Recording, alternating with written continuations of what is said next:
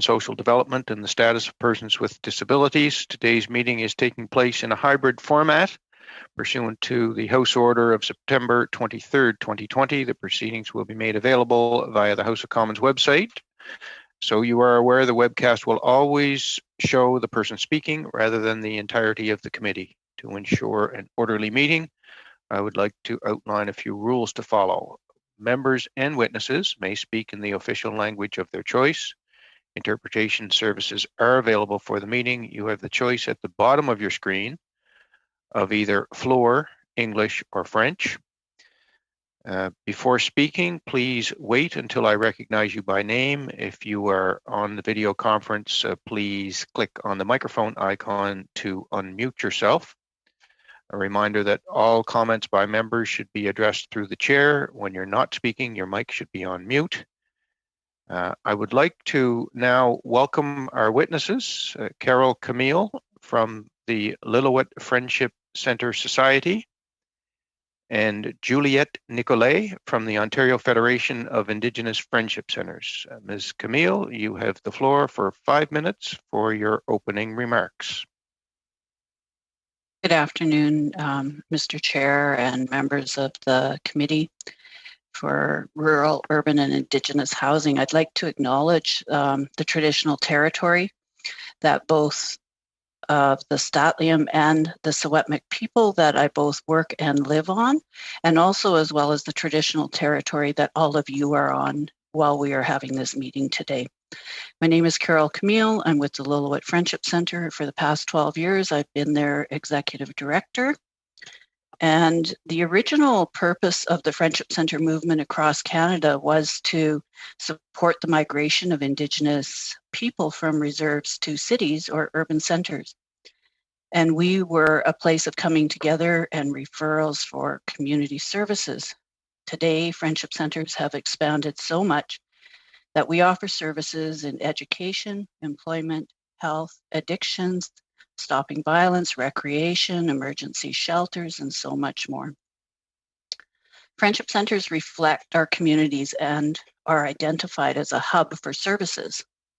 We have a small budget, about 36,000 points of services, so we know the importance of overlapping our resources, and we know how to make a dollar go a long way and to link up services and for multiple purposes. And we have a strong history of collecting evidence to show funders that supporting organizations are a good investment. The Lillooet Friendship Centre has 6 Upper Statliam bands surrounding our community and an urgent need for housing in all the communities. Currently, there is inadequate housing, rentals within the Lillooet area. Many houses are sitting empty and they leave our community with a gap in services. So a lot of out-of-town owners that are renting out to contractors at an overinflated price.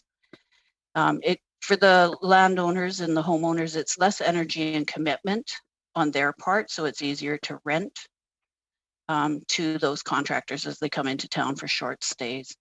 However, with almost a zero rental ability in the Lillooet area, we are seeing families of 3 generations and sometimes even 4 generations living in the same household.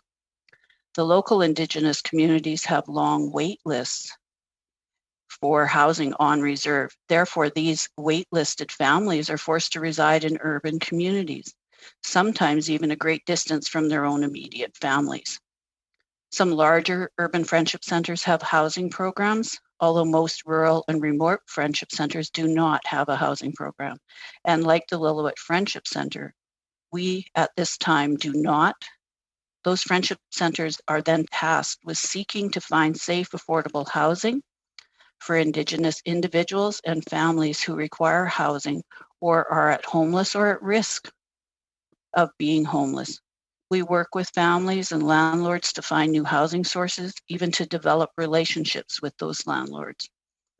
There are just a few tasks, these are just a few tasks that my staff and myself at the Friendship Centre do off the corner of our desks for our clients. that come through our doors. We deal with these gaps in services in our community and start seeking funding to support to fill those gaps. All our support staff work with clients experiencing homelessness with personal healing from the harmful effects of colonization, residential school, traumas, addictions, and homelessness. In the past few years, we provide meals and accommodations through our extreme weather shelter from beginning of November to the end of March. Most recently, just last week, we got some additional support from the Reaching Home program to enhance the services provided for a 24-hour shelter service for our clients. Indigenous communities all across Canada have said they'll take care of their members no matter where they live. But in midst of the COVID pandemic that we are facing, Friendship Centres have seen that many band offices and client services have become hard to access, and services at Friendship Centres have seen an upward climb in supporting the Indigenous clients that are in our community. And housing is one of those areas that we are having to face. And we are looking forward to being able to apply for urban, rural, and remote funding for housing within our communities and working with community members to make that happen. Thank you.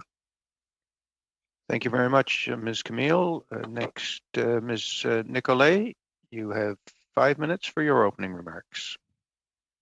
Thank you. Thank you, Mr. Chair and members of the committee. I would like to acknowledge that I am in Toronto I am in Toronto, and I'd like to acknowledge that that sits on the traditional territories of a number of different First Nations who shared this area for all sorts of reasons. And my house in particular sits very close to a Seneca encampment, former Seneca encampment. I want to thank also Ms. Camille, because it was a very excellent description of what the work of Friendship Centres is in so many communities across Canada, and certainly her experience is reflected in Ontario with respect to the range of services provided and the challenges around housing. In Ontario, we have a demographic situation that is slightly different than in other provinces. 85.5% of Indigenous people in Ontario live off reserve. So Ontario has the largest population and has the largest proportion that live off reserve. Many seek housing and experience extreme housing insecurity. And of course, COVID-19 has made that worse. And the Friendship Centres in Ontario and the O5C have really been at the front line of providing housing for a number of years and have seen that activity increase in the last 6 to 8 months. Friendship Centres directly provide 151 units of housing. There are 29 Friendship Centres across Ontario that directly deliver 151 units of housing, and that number is increasing all the time. This is a relatively new development because the need is so great. The Friendship Centres have begun actually delivering housing directly themselves. The O5C is also one of 3 shareholders in a nonprofit, a housing nonprofit, the Ontario Aboriginal Housing Services Corporation, which owns upwards of 2,400 individual units that are supplied in a variety of ways with preference to Indigenous clients. I think the critical piece, the critical thing to understand is that Friendship Centres, the success of Friendship Centres in creating, in Ontario, in creating a real kind of shift, economic, social, and civic shift in the Indigenous community, relies very much on culture-based services, on the provision of culture-based services. And so when the National Housing Strategy came out, it was a great disappointment to us that there was no specific Indigenous set aside that would have created space for culture-based services in housing and self-determination in housing by organizations such as ourselves and others to address the issue of housing in this country. Of course, COVID has come along and has demonstrated just how dire the situation is, and so here we are. It's important as well to understand that what Indigenous-led means, and what when we talk about things being Indigenous-led, we're talking about things being governed by Indigenous people, managed by Indigenous people, administered by Indigenous people, delivered on the ground by Indigenous people, research done by Indigenous people, evaluated by Indigenous people. And this approach has led to the great success of the Friendship Center movement across Canada, and certainly in Ontario.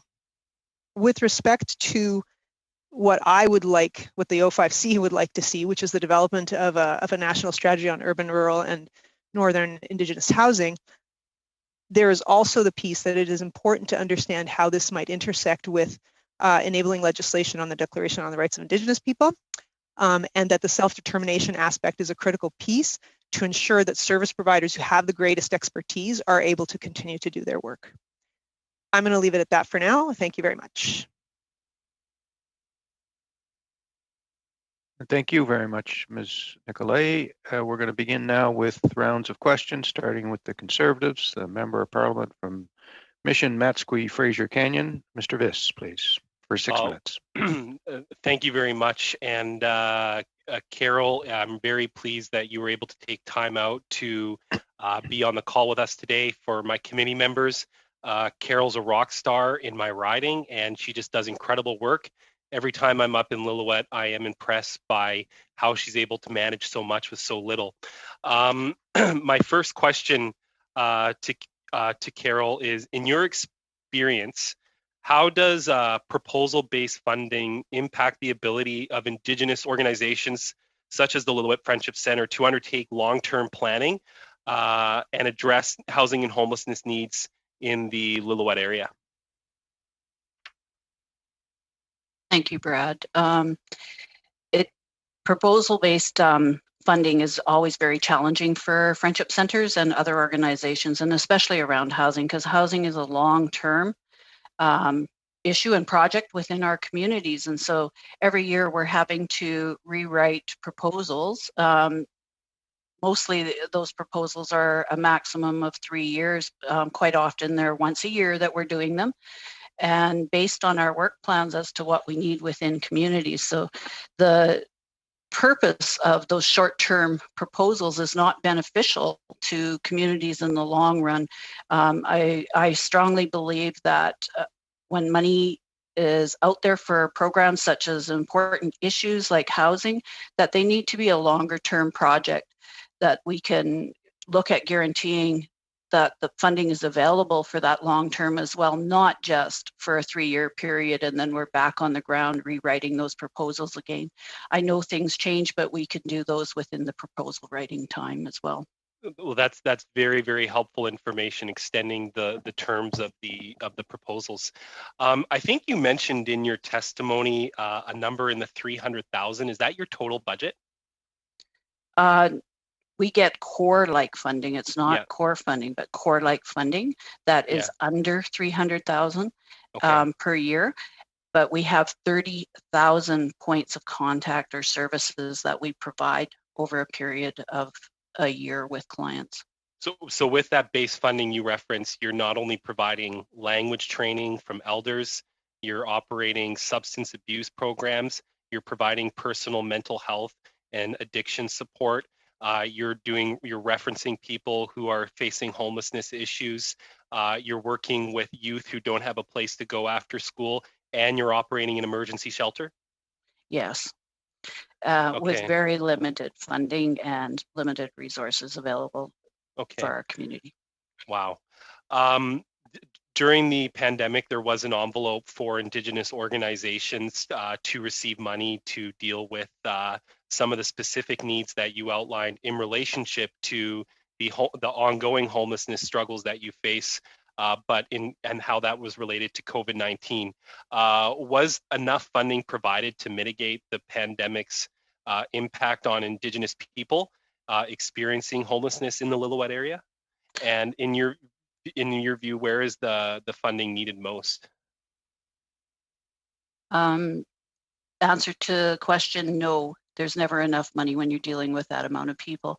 As Ms. Nicolette had referenced as well, is that our numbers increase phenomenally around there. And so when we have clients that come in and they're accessing services like that, during the pandemic, we have on and off reserve clients that came in. What we've noticed is that a lot of the on reserve programming were shut down or hard to reach because everybody started working from home, and friendship centers left their doors open. We dealt with the pandemic as on the ground, just deal with what comes up. And so our services seen a really high increase in demand for those because addictions and mental health were having struggles reaching their clients or their workers on reserve. So those clients were coming over to the Friendship Center so they could still get services provided to them when they needed, not when somebody was able to call it back. So what we did find with funding that came out in the first round, it definitely did not meet the need within our community. And I find that straight across the board for friendship centers in BC, that was the same response. The second round of funding that has come out. Go ahead. Okay, I'm running out of time and I want to interject with one more quick question. I hate to cut you off, but we're so limited. Just so everyone in the committee knows, when you're doing a government grant application, how many hours do you normally have to dedicate to a single grant application?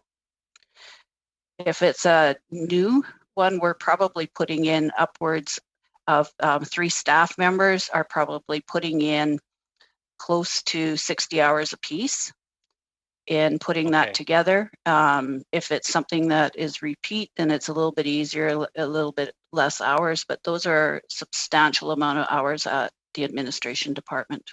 Okay, and finally, did the Reaching Home funding make a bit of a difference for you guys? We just received that last week, so we're hoping, yes, it will. It definitely increased our program hours, and we're able to offer a 24-hour emergency shelter from now until the end of March. Thank you for your testimony today. And thank you, Ms. Camille. Next, we're going to go to Ms. Young, please, for 6 minutes. Thank you very much, Mr. Chair, and good afternoon. I'm very happy to be a part of this discussion this afternoon on urban, rural, and northern Indigenous housing. I'm from London, Ontario, and 26% of London's general population identify as Indigenous, but it represents 30% of the population struggling with homelessness, which is just a staggering statistic. We have the Namarin Friendship Center in London, and they recently celebrated their 50th anniversary, and they have done such great work. And I'm sure when they started, I don't know this for sure, but maybe Ms. Nicolette, you could talk about the origins of friendship centers and how housing was grew into be one of the areas that you have to address. Sure. So Namarin is a venerable friendship center of the Ontario Friendship Center movement. It's one of the first, although not the first, the very first. And as you said, 50 years. So, and it's actually becoming more and more actively engaged in housing and housing delivery in the City of London, which we're very, very pleased about. And the executive director there, Al Day, is doing a really good job around the Urban Indigenous Homeward Bound project. Anyway, so, you know, friendship centers really, friendship centers grew out of the migration of Indigenous people from reserves into the city, particularly following the wars, and really came about as a result of people needing to get together to identify where could services actually be found that would meet the needs of the community, and grew to become social gathering places with a major cultural function. In Ontario, friendship centers, and actually across Canada, friendship centers have been major players in the creation of housing service corporations or housing organizations in cities and towns. And there are a number of smaller housing delivery organizations, Indigenous housing delivery services that emerged directly from friendship centers in the 60s, 70s, 80s, more in the 70s, 80s, and 90s, to directly address this problem of people not having adequate housing, and particularly not having housing where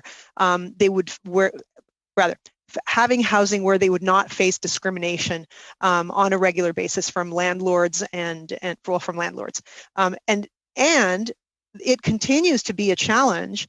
Racism in the housing market continues to be a challenge across Ontario, certainly. And so access to housing and access to affordable housing it's difficult to begin with.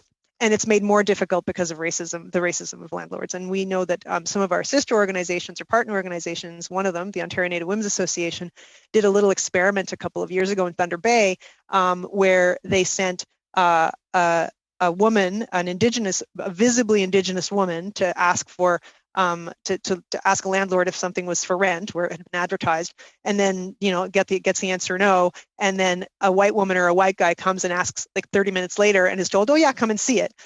So we know that this continues to be a problem, that housing continues to be a significant challenge in our communities beyond simply the affordability issue. And so friendship centers have moved in, have stepped into the breach and are beginning to deliver.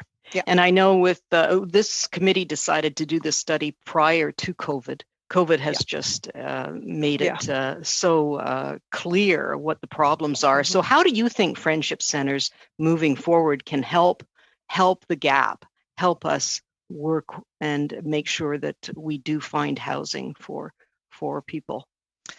Friendship centers present the advantage of being able to position a large range of services, described very well by Ms. Camille, providing a wide range of services that can be delivered either in conjunction with the housing or parallel to, but in any case, connected to the housing, that are really critical, not from a crisis intervention perspective, but even beyond, in terms of providing cultural supports, recreation supports, all sorts of different kinds of things that are tied to culture-based delivery that increase the level of adequateness of the housing, but also obtain far better outcomes over the long term for a variety of intersecting issues. Sorry, because dealing with Indigenous homelessness means more than just putting a roof over someone's head. And yes, that's what I'm trying to get. Yes, 100%. I want to understand why it would be different from other people who are living with homelessness. Sure. So I'll give you the example of Sioux Lookout. So in Sioux Lookout, the Friendship Center came to an agreement with the Ontario Aboriginal Housing Services Corporation and the District Social Service Administration Board, which is going to be something that most of the country doesn't know what it is, but it's a municipal level social service delivery administrative body. And so what happened there is the Housing Services Corporation built the housing, the service manager provided the land, and the agreement was the Friendship Center would provide the supports. If there had been no supports, what ended up happening in Sioux Lookout was that you had 98% of the homeless population was Indigenous, or 99. She's I'm out of time. Do I have to stop? Sorry, finish your answer. Okay. Go ahead. So the Friendship Center stepped in to provide the service. It filled up immediately, and 20 people who had been chronically homeless are now getting the kinds of supports that they want, because it is an Indigenous service provider that provides culture-based services.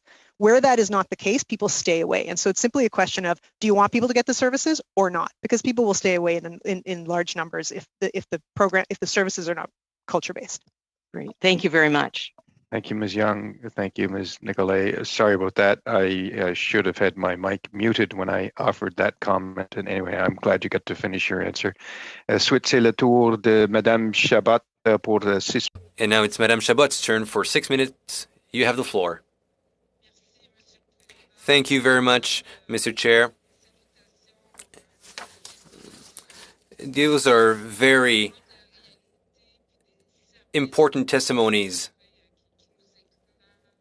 It's important for us to understand what services you're offering. It's important for the committee to hear that. Ms. Nicolay, I'll start with you. You've said from the get-go, and I've read some of your writings. I see that it's that Friendship Centers does offer indeed housing units. Is this the kind of service that you want to continue to offer? And how does the National Housing Strategy help you in putting forth that strategy? Thank you very much, Ms. Chabot, for your question. So the national strategy, so first of all, we anticipate that friendship centers are only going to get more involved in the delivery of housing because it is such a significant need. And in fact, if you want, if you'd like to look at an example in Quebec, the Regroupement des Centres d'Amitié du Québec is currently well into a phase of beginning to deliver housing to students, and is expanding their housing approach. And so this is something that is happening across the board, across the country. That housing is just an area that friendship centers are going to be delivering in. So what is the way that the national housing strategy could best serve us? There could be a separate, the best thing would be to have a separate strategy that is specific to urban, rural, and northern Indigenous housing. Historically, Indigenous interests, Indigenous concerns, and Indigenous challenges and Indigenous successes have never been addressed in the context of a mainstream approach. And so really a separate, specific approach to address these issues is what's required. Failing that, at a minimum, a set-aside needs to be created inside of the National Housing Strategy as it currently sits, although this will be a flawed approach, but that is at a minimum what is needed with an implementation that considers allocations made from a separate pot of money and independently by an independent body to deliver directly to Indigenous. Ouais, exactement, une enveloppe séparée. Yes, a separate envelope. If I understood you correctly, and sometimes it is what we're being told, is that the National Housing Strategy, as it stands, is disappointing because there's no specific Indigenous aspect. It should be a separate envelope, but beyond that, of course, it needs to be Indigenous-led.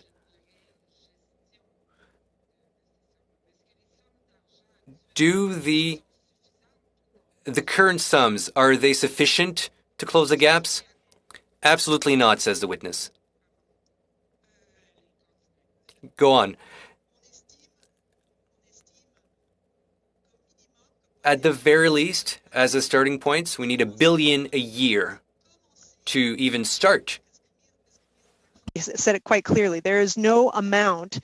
There's such a high level of need that in order to actually make a significant impact, you have to allocate massive amounts of money. And again, to echo what Ms. Camille was talking about earlier, COVID exposed things, and what we ended up doing, what friendship centers ended up doing, is playing catch up for problems that had been entrenched for decades. These are systemic problems that you throw COVID money at, but COVID money is never going to actually address this money. You need a massive, massive investment. So starting at $1 billion would be a great way to go. And we could spend it. Merci. Thank you. Thank you so much. Thank you to you. J'avais encore du temps, Monsieur le Président? Do I still have time, Mr. Chair? Yes, 1.5 minutes. Regarding homelessness now.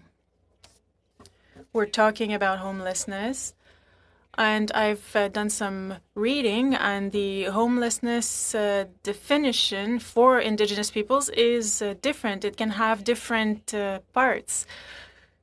So could you tell us about the initiative? Are there streams that allow to better meet the needs of the Indigenous communities?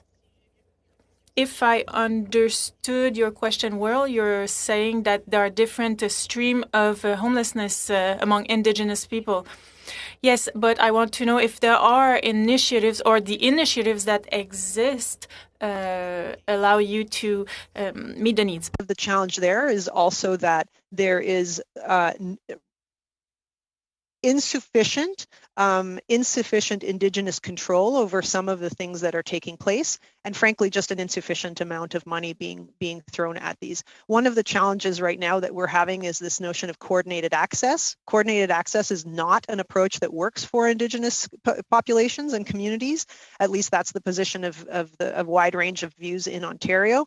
And so, there's an example of something that's being rolled out with not a huge amount of consideration for the specificities of Indigenous populations. And yet again, that explains why a specific strategy is needed for urban, rural, and northern Indigenous housing. Merci beaucoup, Madame Chabot. Madame. Thank you very much, Ms. Chabot and Ms. Nicolet. It's the NDP. Ms. Gazan, please, for 6 minutes. Thank you, Chair. My first question is for Madame Nicolet. You indicated briefly in the questions from Madame Chabot that about friendship centers and how they support urban Indigenous peoples in securing safe and affordable housing. I concur. I think the funding amount is grossly inadequate. And I know that your organization has done a lot of advocacy regarding prioritizing an urban Indigenous housing strategy as a way to end homelessness and housing insecurity. In fact, you were quoted as saying, in quotes, the absence of any reference to urban Indigenous communities in the National Housing Strategy constitutes a barrier to ensuring that the needs of urban Indigenous people are rendered visible across government. Can you expand a little bit on that just briefly? I have a few questions and limited time. Thank you. I'll try to be brief. That comment needs to be put in the context of the three streams approach that the federal government takes as an approach to all Indigenous things. So 3 streams, FNMI, distinctions based, however you want to call it, necessarily elides the existence of urban Indigenous communities. In engaging exclusively at an official level, at a formal level, in a sense, in engaging quasi-exclusively with only the representative, and I use air quotes, organizations, it becomes very, very difficult for urban Indigenous concerns and legitimate demands to be advanced from a policy perspective, and then to actually get any kind of traction around implementation. And so the fact that it doesn't get mentioned is a continuation of the erasure of urban Indigenous realities across Canada. Does that answer your question? Yeah, that's perfect. Thanks so much. I wish I had a lot of time. Unfortunately, I don't. My second question is for Madame Camille. So in addition, since the announcement of the National Housing Strategy in 2017, the federal government has promised an urban, rural, and northern housing strategy. However, there still is no strategy. In my riding, 70% of individuals experiencing homelessness are Indigenous, and over half were in child welfare. Given that those experiencing homelessness are mostly Indigenous, why do you think the government keeps failing to prioritize the human right of housing for Indigenous peoples?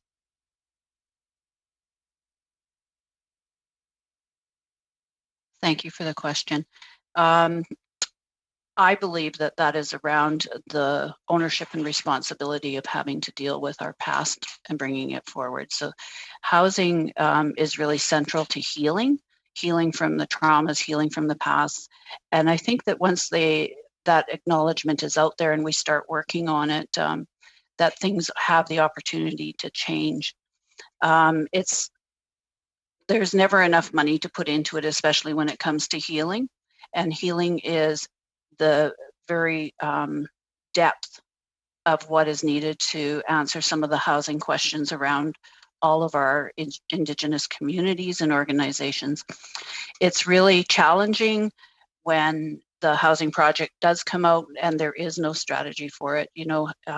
Indigenous housing needs to be, and I've heard it said here already today, Indigenous led, Indigenous ran, and Indigenous operated for Indigenous people, because that is where we will get most of our answers from. I hope that answers your question. Yeah, thank you very much. And I agree. I think, dispossessing of lands, and then they left us homeless on our own lands. It's tragic. My last question could be for either one of you.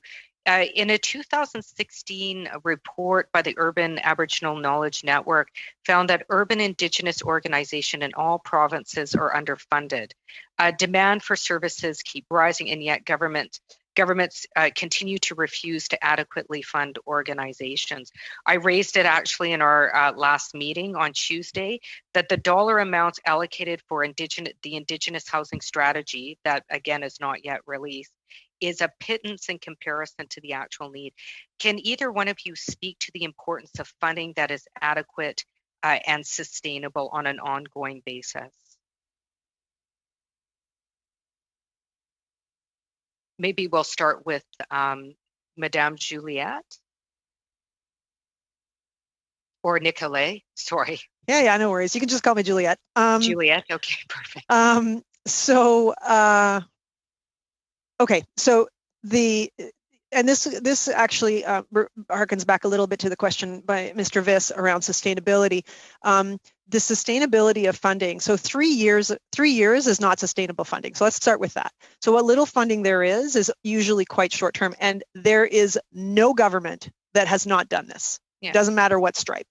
So everybody's really keen on funding things for 1, 2, 3 years. 4 maybe. 4 is a good term. But as Ms. Camille pointed out earlier, when it comes to housing, you need to have decades-long timeframes, and that never happens. That is a trend kind of across programming. Provincially, we've been able to negotiate better agreements, but with the federal government, actually, I shouldn't say that. With the federal government as well, we have a 10-year agreement around employment, and that is the approach that needs to be taken consistently.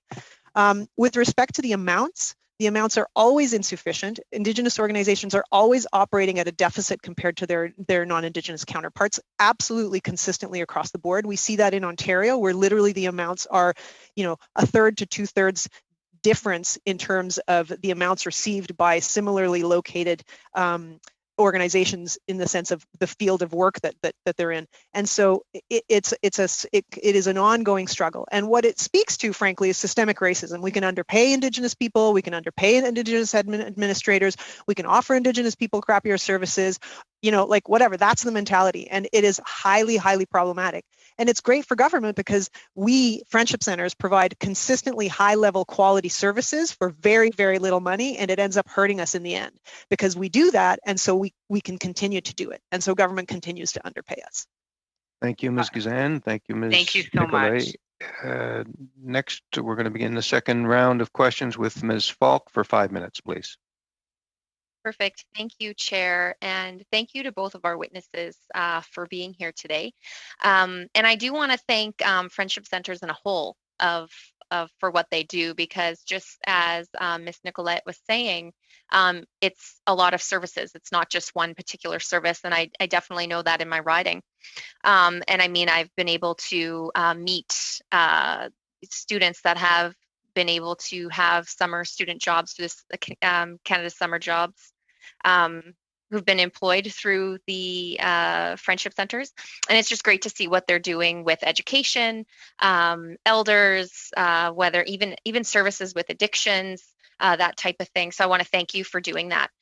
And I know that we've heard so far, and it's been a theme this afternoon, of just the funding that's coming in isn't enough funding, right? And for not just the housing portion, but all the services that are offered by Friendship Centers. And since we know that the services vary so much, I'm just interested in knowing how the centers differ from location to location. So in the sense of rural versus urban centers. And I do know that Ms. Camille had mentioned in her opening remarks that rural and remote rural and remote centers may not have housing programs available to them. So I'm just wondering, what can the federal government do specifically to help mitigate this? Is it just funding, or are there creative ideas or that type of thing? On top of, I mean, I think it's so important that there's an Indigenous-based lens. Absolutely. And I think that's even enhanced by having Indigenous voices at the table developing these policies. But I'm just looking at what can specifically be done to help in the rural and remote areas.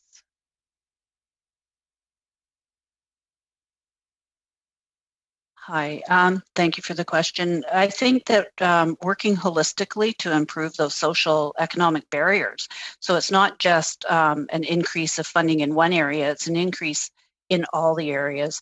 You know, to prevent and end homelessness with urban and rural and remote communities, there's a lot of stuff to maintain that continuum around employment and education. Housing is one of those areas, but I think that we can look back at history and see that Aboriginal people, and when they are living in a home or an area, they tend not to move around as often if housing is available for them within their own local communities.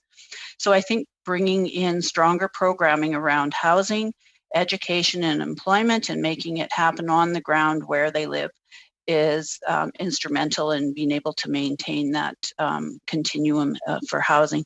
I strongly believe that the smaller communities, you know, quite often, if you're under a population of under $5,000, you can apply for some of these programs, and then there are some that are available for those smaller communities, but they would not even be able to begin to deal with the inadequate programming that's there. Thank you.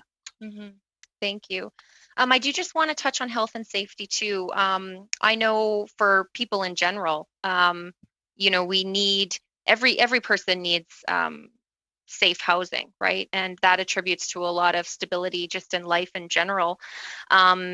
And Indigenous people aren't excluded from this. They definitely need safe housing as well. So I'm just wondering if you've noticed if there are differences regarding, again, the urban and the rural and the remote locations, and if being in, say, a remote or rural location versus a urban location adds another or a particular or different vulnerabilities that First Nations people would experience. I don't know if that makes sense, but just what are some of the other vulnerabilities, if there are, that they may experience just by being in rural and remote that may affect the housing situation?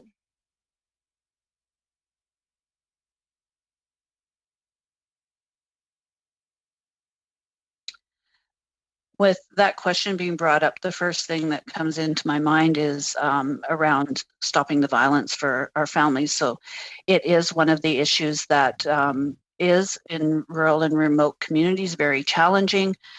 For us, we safe home, transition housing, getting families to safe locations, we usually have to parachute them out of community, put them into another center to help provide that.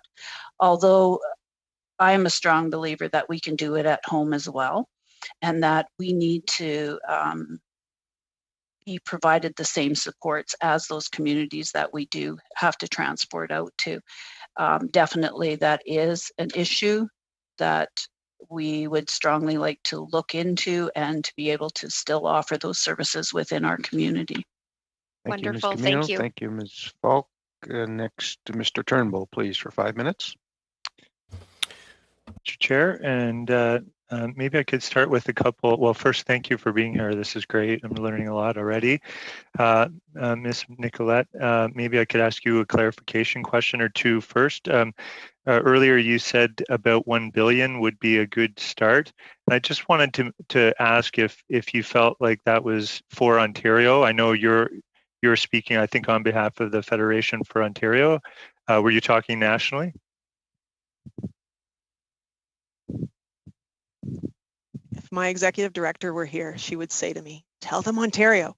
So let's say 1 billion for Ontario, and you can add up for the rest of the country. Okay. All right. Thank you. And you also talked about coordinated access, and you said it doesn't work for Indigenous people. And I wanted to just clarify what you meant by that, because I've done some work in supportive housing. I know how integrated services work, and people talk about intensive case management. And I want to just understand a bit better of what you meant by that, and maybe Sure, you could unpack sure. that for us. Thanks. Yeah, I mean, and I don't want to. I realize we're tight on time, so I don't want to take up too much of it. So, the critical piece there is that inside coordinated access, there's reliance on relationships and on referrals, and in 8 or 9 times out of 10, the relationships with Indigenous housing providers and Indigenous community organizations don't exist, such as friendship centers, and where they do, referrals are not made with the regularity that they should be. People don't self-identify for fear of being discriminated against, and even when they do, they're not necessarily sent to the right places. So it's again this circumstance in which the system is built for actor A that's devoid of any kind of characteristics, and then you plug in an Indigenous person and you're surprised why it doesn't work. Well, it doesn't work because there are specific needs that will never be addressed by a process that assumes everybody is the same. Thank you for that, and that's really helpful. Building on that answer, I think friendship centers, Indigenous friendship centers, have incredible social, intellectual, cultural capital, but perhaps we're talking today about the financial capital and the physical capital that is associated with housing, i.e. physical assets that need to be purchased. And you talked about, and I think I read actually your report on your website, which suggested about 1/3 of friendship centers in Ontario are moving towards becoming housing providers, and you've suggested that many more maybe would move along that path. How can friendship centers leverage that capital that they already have, and where can we help most in terms of allowing just enabling them to be successful at becoming housing providers? How does that work? What does the model look like? So in Ontario, there's a very specific set of circumstances, which is not necessarily replicated across the country. So for in the first instance, we have the Ontario Aboriginal Housing Service Corporation, which is an organization that the friendship centers work with regularly to actually develop capital.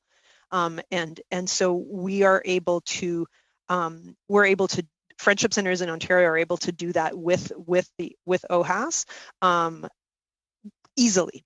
The other particularity in Ontario is that the provincial government provides a level of support for programming that is pretty much unmatched across the country. And so we have a wide range of provincially funded programs, including, for instance, childcare. So one of the things to understand around housing is that there are all the different component pieces, and really a blanket approach nationally is not going to work. So for instance, in Ontario, maybe we need capital, but maybe we need operations, and maybe we need funding for the things that should be built around the housing. In other provinces, you'll need all three of those things, or maybe you'll need just one of those things. So it's also about understanding, and this is where governments make all of us, the rest of us, crazy. The lack of collaboration and intergovernmental coordination becomes very, very challenging and frankly stupid, because it's a lost opportunity to leverage what different actors are doing in the landscape to make a greater impact. So what can you do? I think that the first place that you start is you pay attention to what's happening on the ground in each place that you're going, and you figure out what's needed. And you need to ask people, like, the needs are going to be different in Lillooet than they are going to be in Sioux Lookout or Moosonee, or Toronto for that matter, right? In fact, they might be more similar between Sioux Lookout and Lillooet than they are between Toronto and Sioux Lookout, Toronto and Lillooet. But anyway, so it's really about an approach that allows you to identify how best to leverage what funding you're providing, as opposed to saying, we're going to do this and it's going to be the same across the board, which is not helpful. Thank you, Did that answer your question? Thank you, Ms. Nicolet. Suite, Madame Chabot, pour 2 minutes. Ms. Chabot, you have 2.5 minutes.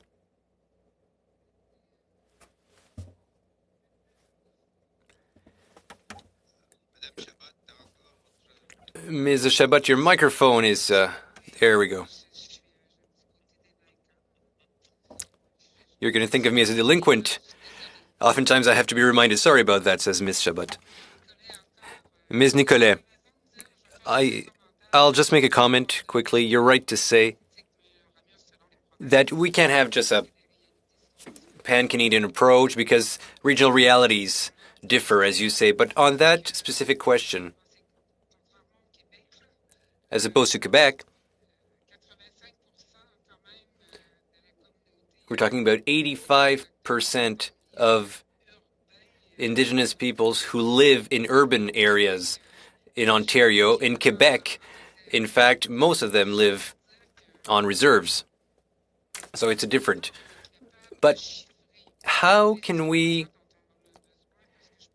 determine maybe not the sums of money? As you say, what's important is that we need financing that is long-term.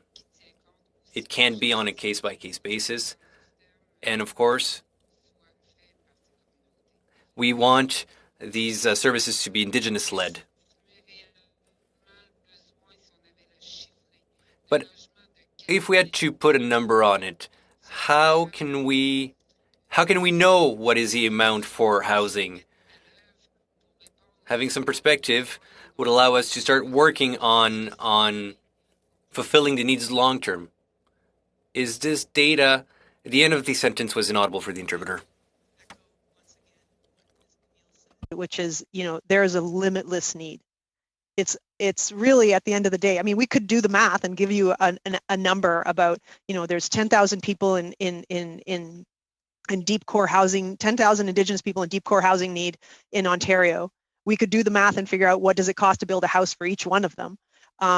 But the reality is, when you think because it's housing is a piece of it, and then there's all the stuff that goes around it. So it is a large number that I would not be willing to say here's the limit right at this point.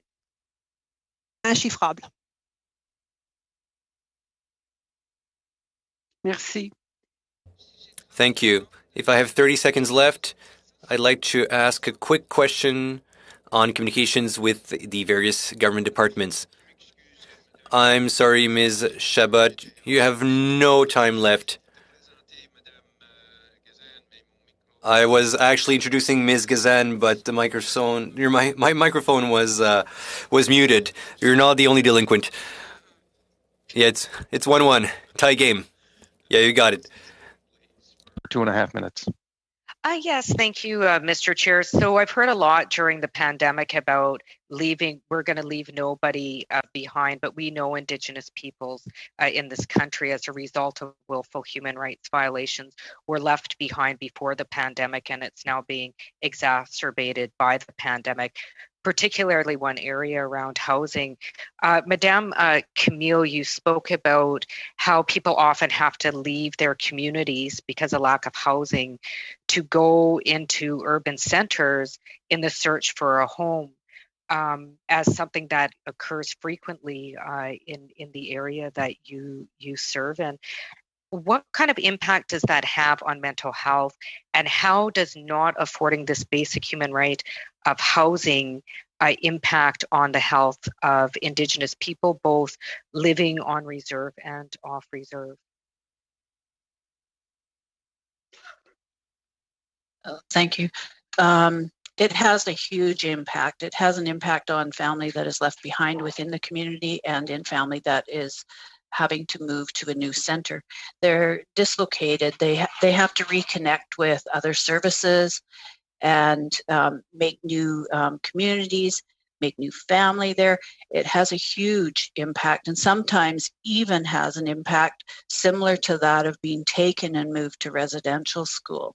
They are being taken from their community by their own choice, by having to have a house, a home, a roof over their families' heads, and moving to a strange place and dealing with that. So we also see that when they get into the larger communities, they're starting to get involved in less social and cultural stuff, and they start to hit the street life. We're seeing an impact, an increase in drug and alcohol use from those that have to go away and be disconnected from their culture and their homes. Definitely is a huge impact around the families that have to leave to go away. So do you think, as one of the first courses of actions governments can take if they're really concerned about the mental health of Indigenous people in real action terms, is to ensure that all persons, including Indigenous persons residing on Turtle Island, are afforded the basic human right of a home? Most definitely. Short response, please. most definitely that is what is required to give us our basic lifestyle for us all on Indigenous people. Yeah. Thank you, Ms. Camille. Thank you, Ms. Thank you Kazan. so much. Next, Ms. Falk, please, for 5 minutes. No, Chair, I think Mr. Schmale. Mr. Schmale for 5 minutes. Thank you, Chair, and thank you, witnesses, for all your amazing testimony and the work that you're doing in these communities. In my previous role as Shadow Minister for Indigenous Crown Relations, I met with a large number of community leaders, financial stakeholders with respect to housing, and the advice provided was often the same. And I think you two mentioned that in your testimony today, that Indigenous communities want the tools to make their own decisions, including housing, and they also need the financial ability for them to do that. And what it seemed to lead to is that, as you mentioned, it's just not housing, it's water treatment, social programming, education, and the list goes on. So in respect to housing, I'd like to get your opinion on some of these themes, and they're pretty big topics, and my time, I guess I only have 5 minutes. So let's talk about Indigenous infrastructure programs, because part one of what you mentioned was in regard to funding. Would a partnership with Indigenous communities through infrastructure capitalization agreements like Alberta's $1 billion Indigenous Opportunities Fund be a potential answer to housing, and specifically to create new revenue streams for communities to leverage capital to further economic self-determination? And with that, I will go into the next part after you answer. Thank you.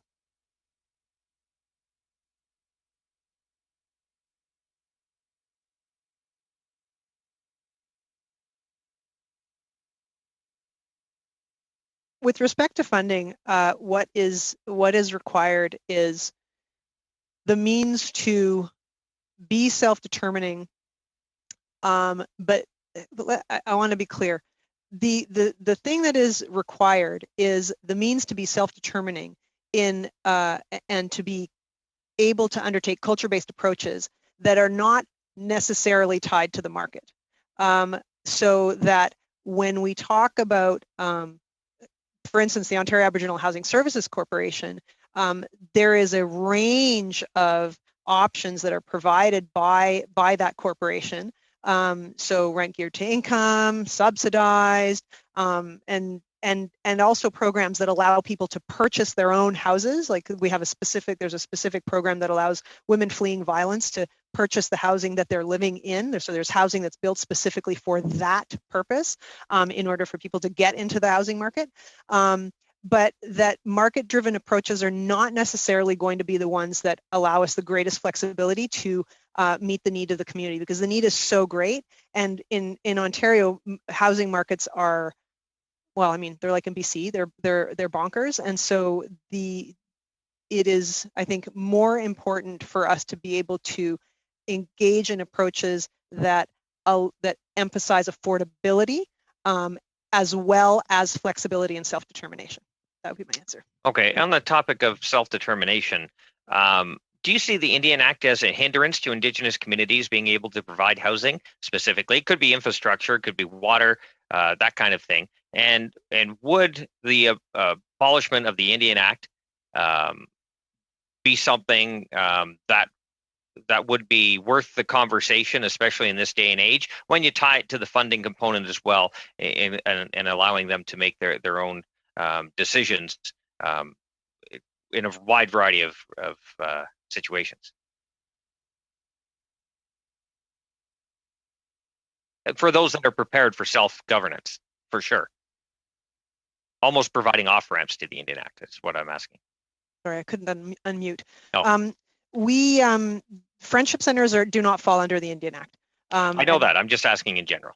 Sorry, but continue. Yeah, I would not have an opinion on that. I don't know if Ms. Camille does.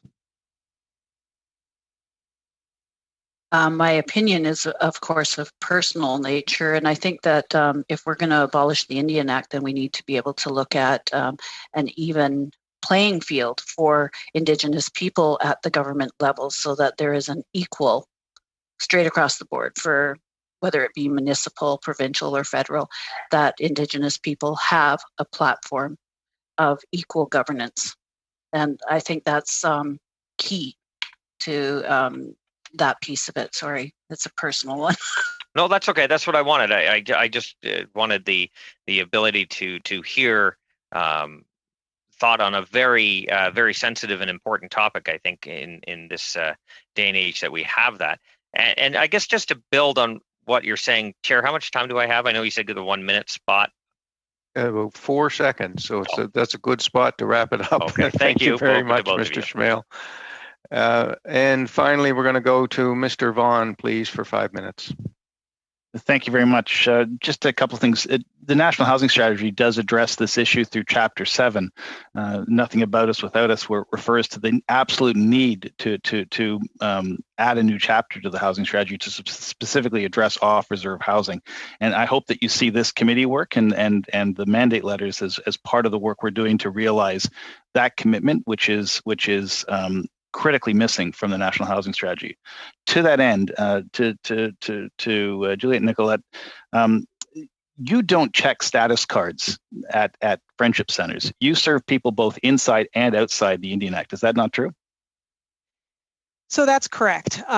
Friendship centers were conceived of and have always been what's referred to as status blind and serve anybody, Indigenous or not, coming through the doors. And so Métis, yep. Inuit, and Métis, any First Inuit, Nations. First Nation, non-status, anybody who identifies as Indigenous, and in a number of communities where the Friendship Center is the only social service player in town, everybody.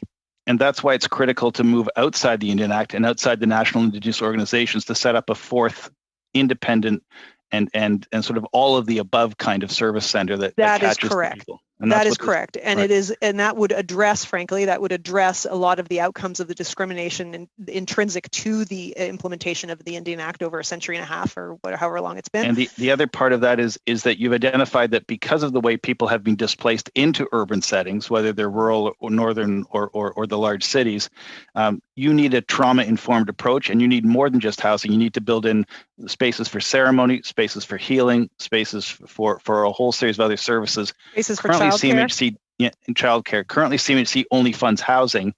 Would you support an urban, rural, northern strategy that supported more than just housing to make the housing successful? Only if it was properly funded. Right. And then in terms of there is a patchwork of Indigenous urban housing providers and rural providers and northern providers across the country, but it's asymmetrical. BC and Ontario have very strong provincial organizations, but Newfoundland, for example, doesn't. And then you've got different organizations scaled to different provincial programs. Is that why a national system is needed as opposed to dispensing dollars regionally or project by project? I think what a national approach would allow you to do is bring different players to the table, and if done properly, allow everybody to have a voice, which would mean that the smaller players or, people in rural, housing players in rural areas or remote areas would not be necessarily, overrun by the Ontarios, but it would have to be equitable, right? Because the interests of places where vast numbers of people are living also need to be adequately represented. So I think the advantage of a national approach is that you can build something that brings people together to address things properly and simultaneously actually break it out to meet specific needs. And Madam Camille, in terms of your approach in BC, where there's a very strong BC Indigenous Housing Corporation, would you also support sort of consolidating all of the federal programs and as much as possible from reaching home through the National Housing Strategy through to the funds that are acquired in other departments? Would you also accept this idea of bringing a national consolidation of all funding streams, additional dollars to solve the challenge, but leave it in the hands of Indigenous administrators to make the decisions as to how to apportion the dollars, as opposed to somebody, say, at CMHC or in federal government? I have to second guess that a little bit just to my answer, because I have seen in history where we put money out there to Indigenous people, and then it's not. We have to have strong parameters around how that's going to happen, so that there isn't the infighting amongst it. But yes, I would recommend having it all together because it is needed. Would you recommend a process to have Indigenous people create those parameters themselves? Yes, if it's inclusive of everyone. So an administrative component to this program is also critically important, as is capital, operating, and repair dollars. Yes, most certainly. And in terms of the work you do, you don't differentiate between status or non-status in BC. No, although we're funded mostly through Indigenous programming for Indigenous people, we don't stop anyone from coming in. We're a small community and everyone accesses services through us. And so creating an urban, rural, northern strategy would allow you to fill the gaps where they exist, whether it's between on or off reserve, whether it's a family that's got a Métis, one parent's Métis, the other parent is Mohawk. You would still serve the child of that union and serve them as an Indigenous housing person in need of support. Yes, we would, most definitely. Thank you, Mr. Vaughan. Thank you. Thank you, Ms. Camille, and thank you, Ms. Nicolay, for your testimony here today. We are going to suspend as we check the mics for the next panel of witnesses. But again, to each of you, thank you so much for the work that you do. Thank you for the clarity of your testimony. It's greatly appreciated and of significant value to the work that we'll be doing on this study. So we are now suspended for, say, 3 minutes until we get our next couple of witnesses in and set up, and then we'll hear from them. Thanks again. We're suspended.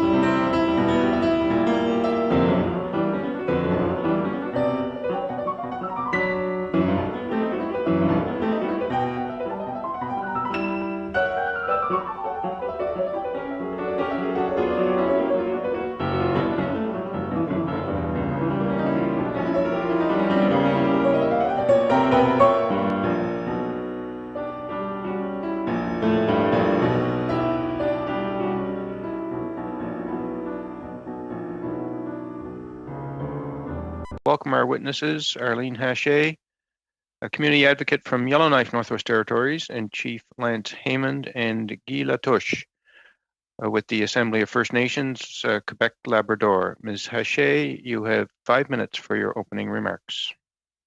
Thank you very much. I'd like to begin by thanking members of the Standing Committee on Human Resources, Skills, and Social Development and the Status of Persons with Disabilities for inviting me to contribute to this very important topic of urban, rural, and northern Indigenous housing.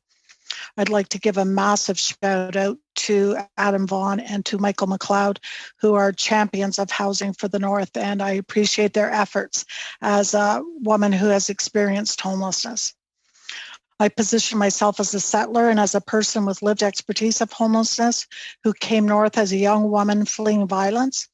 Internally, trauma responses to childhood violence I experienced revealed itself in clinical depression, constant suicidal ideation, and a sense of helplessness and hopelessness. Externally, it revealed itself in a lifestyle of chaos, instability, and risk that limited my ability to form and keep healthy relationships and to enter into and succeed in the workplace. It was in this context that I met and connected with First Nations, Inuit, and Métis women and families who were similarly impacted by trauma, but at the genocidal level aptly described in the Truth and Reconciliation Commission of Canada report. As a first-hand witness for over 45 years to the ongoing policies and practices that have been instituted by governments and housing service providers, I can attest to the dehumanizing, disempowering, and destructive ways both systems contributed to the current condition of epidemic rates of poverty, homelessness, and addictions and violence in the North. It was those colonial frameworks portrayed in gaslighting ways as helping Indigenous people who lacked all capacity to function without support that drove me into the sphere of advocacy and into establishing a low barrier shelter, peer-led shelter that I led for 25 years. I can confidently say that myself, other women I know with lived expertise of homelessness, and within an Indigenous context, Indigenous women and families know specifically what the problems are. They know specifically what the solutions are, and we can provide concrete examples of both of those things. So I'm conscious of my time, but I would like to list a few of the challenges and a few of the solutions. The challenges are that money and resources are held by governments and service provider organizations that operate from a colonial framework today, that the voices of Indigenous people and Indigenous women are excluded from decision-making and solution designs, that there's hidden homelessness, and therefore it's hard to put a number on exactly what kind of housing you need and how much housing dollars you need. That there's housing monopolies, particularly in the North, and the housing monopoly includes the housing corporation that en masse evicts people into the street and into the bush without options for other types of housing. Punishing policies across government departments, a lack of housing stock, and the divide between the violence against women sector and the women's homelessness sector. The solutions are a national housing strategy. We have one. I really appreciate that national housing strategy. It just has gaps. So one gap it has is an Indigenous specific stream that is controlled by the Indigenous community. That we need an urban Indigenous housing strategy. We need the ability to access federal dollars outside of provincial and territorial governments, simply because, at least in our area, from my perspective, they're totally immobilized and don't know how to get money out the door. Another solution is to ensure Indigenous programs are controlled by Indigenous communities and organizations. And of course, I really support the Recovery for All campaign that was initiated by the Canadian Alliance to End Homelessness, and the recommendations coming from the Women's National Housing and Homelessness Network, and ensuring that there is a gender-specific approach, not that women are more important than men at all. It's simply that they experience homelessness differently, and the contributors to homelessness for them is different. And then finally, what I could give you is 2 or 3 examples of sort of clear indicators of what the problems are and what the solutions are, if I may. So I don't know how much time I have left. However, I'll just begin by one. And that is that an Indigenous woman from a small community in the north won the first UN judgment under CEDAW against Canada and against the NWT Housing Corporation for racism and discrimination, when she lost her housing due to partner violence. The UN recommended that the Government of Canada hire and train Indigenous women to provide legal advice to other Indigenous women around their rights and rights to housing. That United Nations recommendation has not been fulfilled to this day, in spite of the murdered and missing Indigenous women calls to justice, and the woman that inspired or won that case remains homeless today. The other example I'll give you is the YWCA transition house in Yellowknife burned to the ground one night, and overnight 33 Indigenous families were homeless. All of those families were housed overnight in private market housing that sat empty. And they were able to get into private market housing through the use of a rental supplement. And the reason they couldn't get into it before is because the landlord who holds a monopoly in the north actually has an illegal stated policy that they don't rent to people on welfare. And the government of the Northwest Territories, who is their primary tenant, refuses to challenge that policy in under human rights legislation or in court. Thank you, Ms. Haché. Thank you very much. I'm sure you'll get a chance to offer your third example in response to one of the questions, but we're a little over time. Thank you. Thank you. Next, we're going to go to Chief Haymond, 5 minutes for your opening remarks. Good evening. I too would like to thank the Standing Committee for an opportunity to present. As mentioned, my name is Lance Haymond. I'm the Chief of the Algonquin community of Quebec. I'm the portfolio holder for housing for the Assembly of First Nations of Quebec and Labrador. I also am the co-chair of the National Housing. I'm the co-chair of the Chiefs Committee on Housing and Infrastructure at the national level with the AFN. Where I co-chair with Regional Chief Kevin Hart from Manitoba. I also have with me Guy Latouche, who's an urban planner and works as an advisor for the FNQL on housing and infrastructure file. We have been informed that the committee is interested in barriers to housing for Indigenous peoples. Please note that we are concerned about this issue on an ongoing basis. In addition, we are well documented on the housing needs and issues facing the First Nations in Quebec. It has long been recognized that Aboriginal communities face significant housing issues. Since 1996, major reports such as the Royal Commission on Aboriginal Peoples and the Commission of Inquiry into the Relations between Indigenous Peoples and Certain Public Services in 2019 have largely addressed this issue. The state of housing situation in First Nation communities in Quebec has been well documented for the past 20 years. We've been collecting data since 2000 and updating it every 4 years, and we have the best data on housing needs in the country. It should be noted that our current housing stock is made up of 15,541 housing units, but we must add 10,000 units, renovate 8,000, and provide infrastructure to more than 9,000 sites to meet needs, which means a financial need of nearly $4 billion just for the Quebec region. The need for our new housing units arises in particular from overcrowding of houses, population growth over a 5-year period, and from members who currently live off reserve but would like to live in their home community. The migration of members accounts for nearly 20% of the housing needs in Quebec.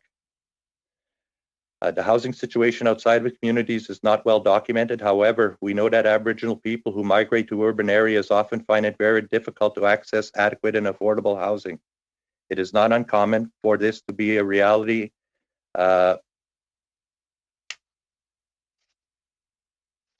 in that band councils are unable to serve off-reserve members due to gaps in government programs.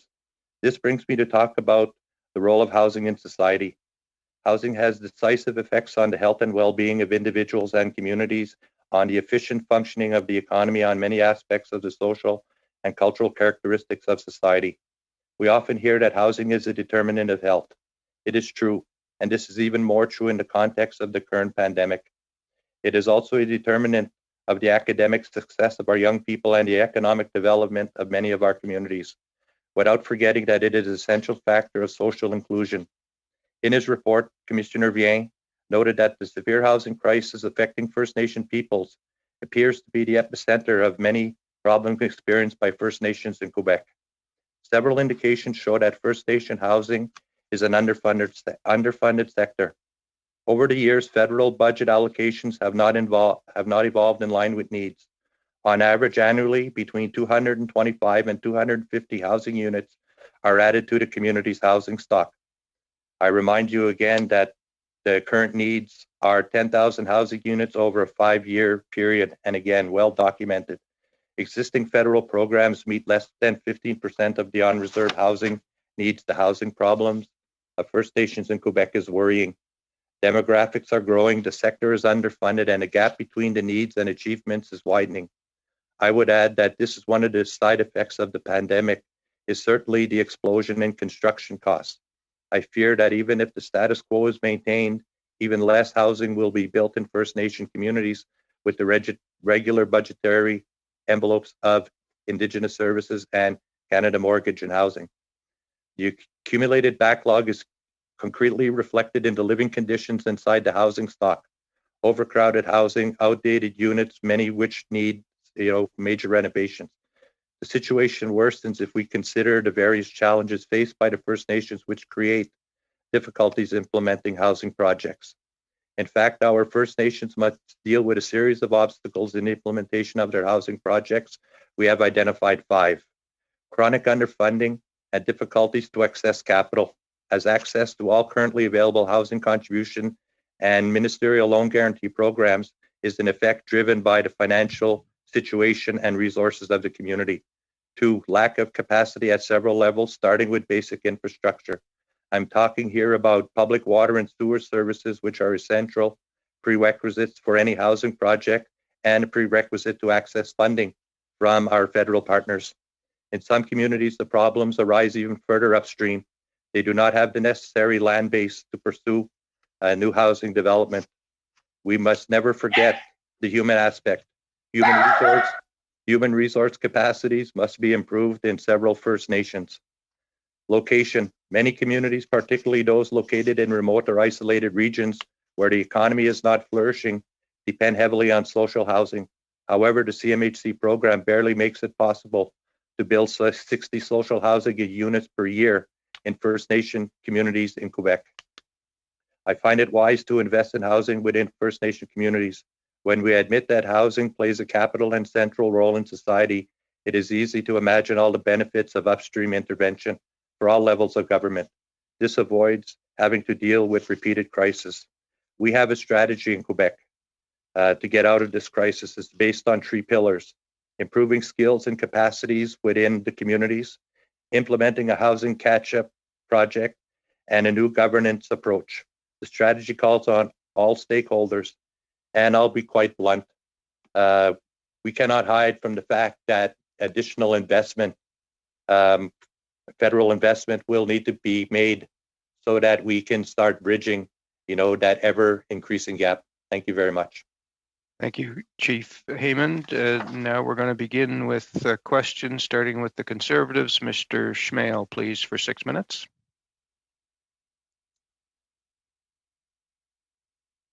Thank you very much, Chair, and I appreciate the testimony from our witnesses. I'll be splitting my time with Ms. Falk as well. I have two big questions on a couple big topics. The first is, in my previous role on the Committee for Indigenous Relations, I met a large number of community leaders, financial stakeholders regarding housing and fresh water, that kind of thing, and access to it. The underlying theme, it seemed to be, is that Indigenous people should be making these decisions and also working with different ideas on how to finance them. So my first question is, in the funding side, what a partnership with Indigenous communities through infrastructure capitalization agreements like Alberta's $1.1 billion Indigenous Opportunities Fund be a potential answer to issues like housing, issues like water treatment, education, that kind of thing, and specifically to create new revenue streams for communities to leverage that capital to further economic self-determination?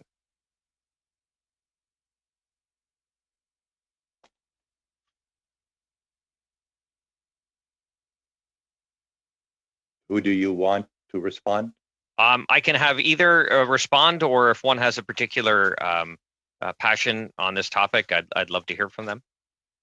Ms. Hache spoke first, so I will, give her the floor.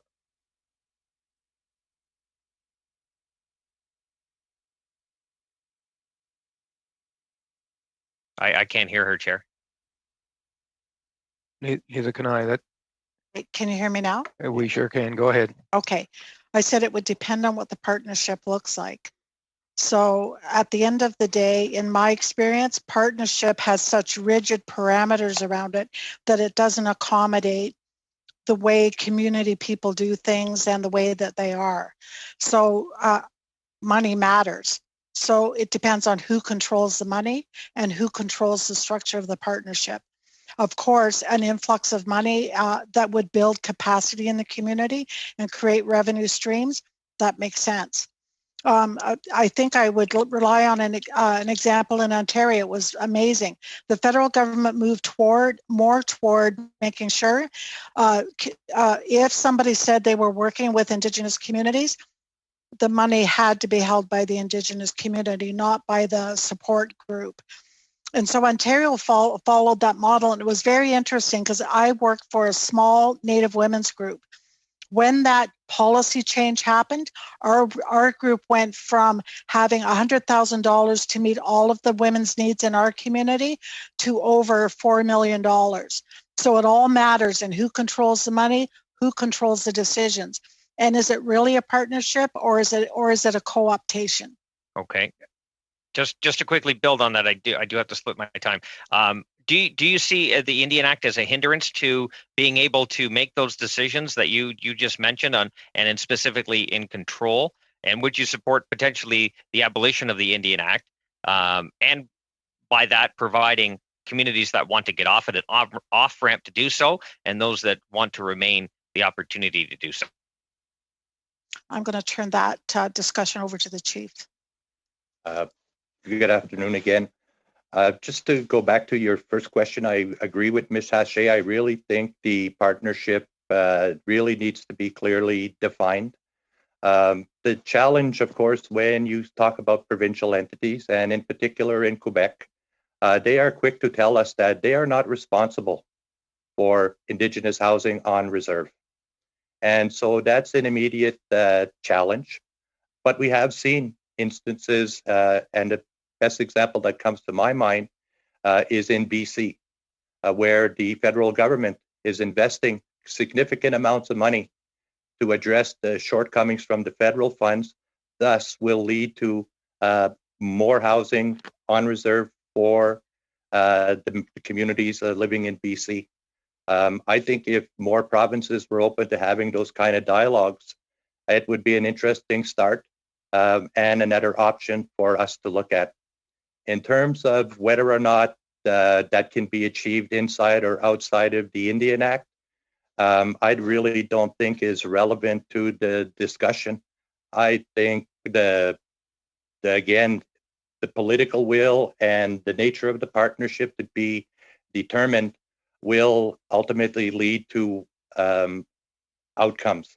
And so it's not really necessary, I don't think, to simply remove the Indian Act to be able to develop investment funds that build capacity, generate income, and start helping address us meeting our housing needs across the country. Thank you. I do turn my rest of my time to Ms. Falk. 40 seconds of it. Go ahead, Ms. Falk. Thank you. Thank you, Chair. Ms. Hache, I just want to thank you for sharing your testimony on just your experience. And I think that that's just A, courageous, and B, so wise, because you have firsthand experience on this. But I'm really interested in rural and remote, and I'm just wondering, I know you talked about violence against women, and I'm just wondering how access to safe housing has an impact on the health and safety of Indigenous people, especially in rural and remote areas and locations. Brief answer, please. We're out of time. I can answer. Yes, please, briefly, if you can. Okay, so at the end of the day, safe housing is everything in rural and remote communities. Who defines safe housing is the question, and how you access safe housing is also the question.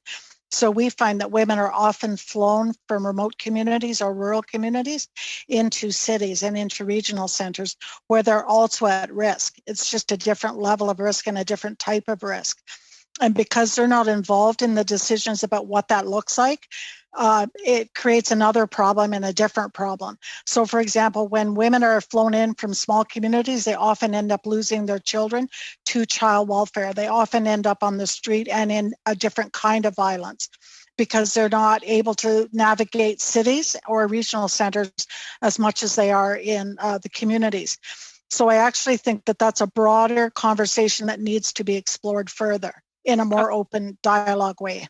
Okay, thank you so much. Ms. Hache. Next, Mr. McLeod, please, for 6 minutes. Thank you, Mr. Chair, and thank you to all the presenters today. Very interesting discussion indeed, and a very important issue to be reviewing. My question is to Arlene Hache. First of all, welcome, Arlene. Good to see you here.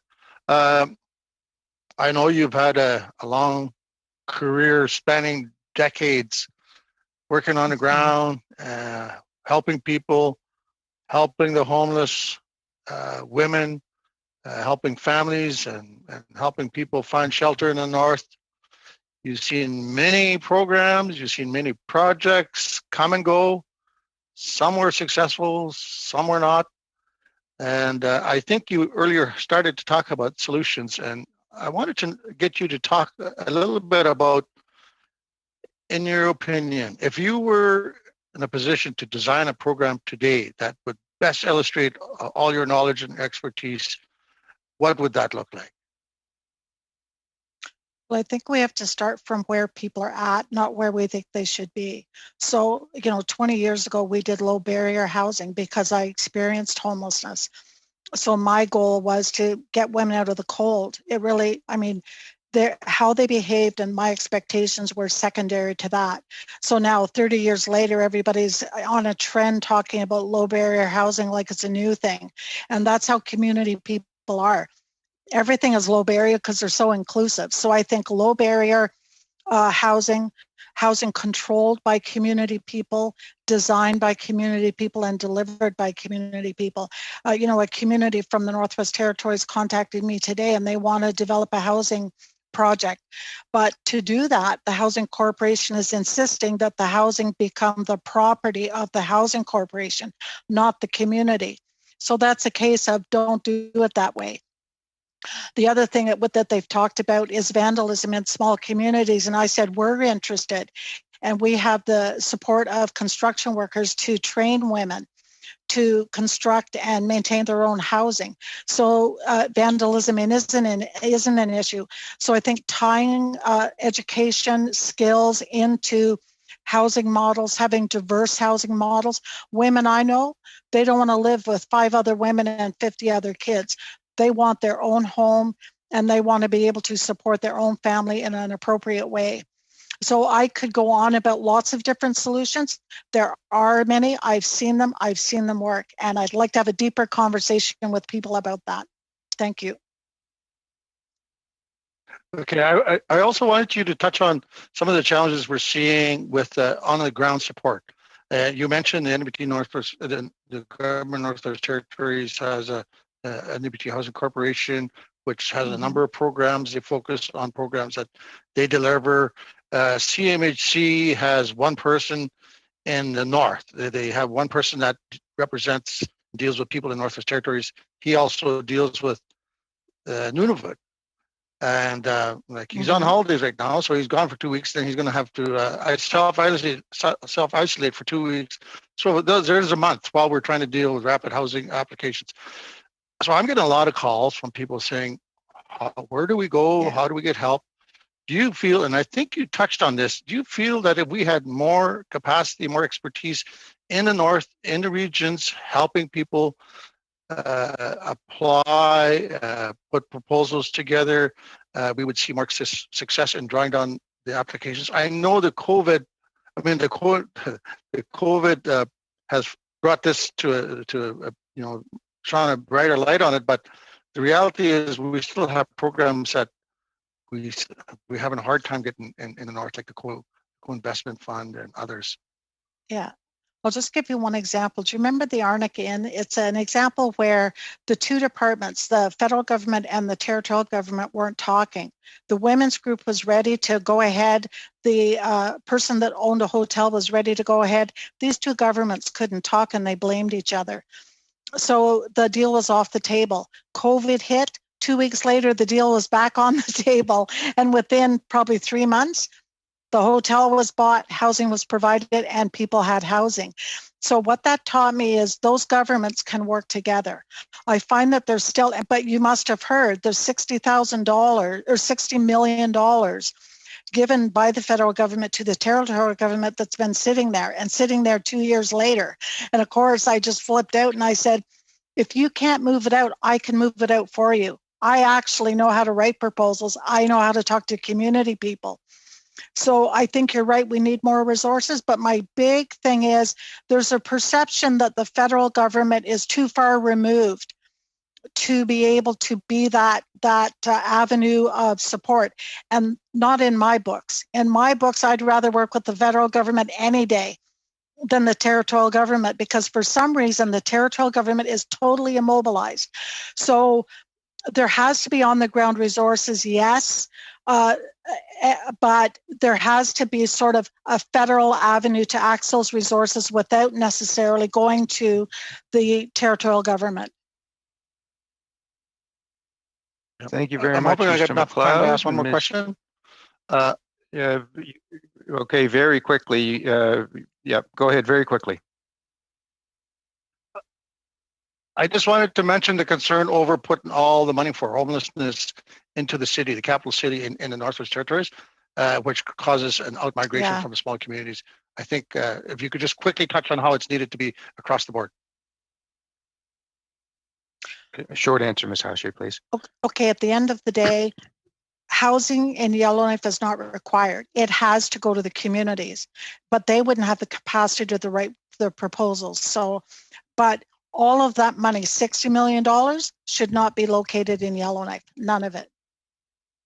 Thank you, Ms. Hache. Thank you, Mr. McLeod. Next, Ms. Chabot, you have 6 minutes.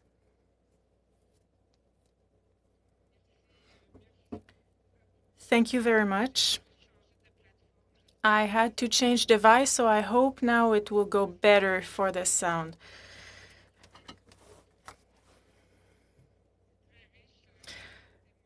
So these conversations are very important, and thank you for being here this afternoon. I have a question for Mr. Heyman.